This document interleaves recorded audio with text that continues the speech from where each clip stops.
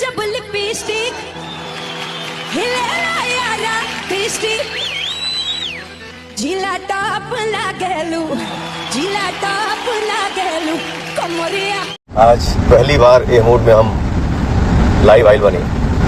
हम अपने भोजपुरिया समाज के, भोजपुरिया संसार के पैर छू के प्रणाम करते हैं। दोस्तों मैं आपको पूरी वीडियो दिखाऊंगा, लेकिन आपको तो यकीन करना ही पड़ेगा कि जिस तरह से भोजपुरी गाने बॉलीवुड के सिंगर पसंद करते हैं, उससे तो भाई मन गदगद हो गया है। और इस टाइम के दौर में भोजपुरी का क्रेज इतना बढ़ गया है कि इंडिया के बड़े बड़े सिंगर एक्टर भोजपुरी गाने पर झूमते नजर आते हैं। और दोस्तों फिलहाल 2 से 3 दिन की पहले की बात है, जब मुंबई में डांस इंडिया डांस में पब्लिक के डिमांड पर जब नेहा कक्कर ने गाना गाई, तो वहां पर सभी बैठे पब्लिक खड़े होकर गाने पर डांस करने लगे हैं। और जैसे ही यह video power star Pawan Singh के पास पहुंची, तो उन्हें इंस्टाग्राम पर लाइव आकर नेहा कक्कर और भोजपुरी इंडस्ट्री को बधाई भी दिया। क्योंकि दोस्तों नेहा कक्कर और हनी सिंह जैसे सिंगर को भोजपुरी गाने गाना हमारे इंडस्ट्री के लिए काफी महान गौरव की बात है। और ऐसे भी आजकल बॉलीवुड सिंगर जहाँ भी स्टेज शो करने जाते हैं, तो वहाँ कोई फैंस द्वारा भोजपुरी गाने का डिमांड हो ही जाता है। और पवन सिंह का गाना most popular song lollipop international level पर हिट है, जिससे बड़े बड़े सिंगर गाने पर मजबूर हो जाते हैं। दोस्तों आप भोजपुरी के सबसे बड़े सिंगर किसे मानते हैं, कमेंट करके जरूर बताइएगा।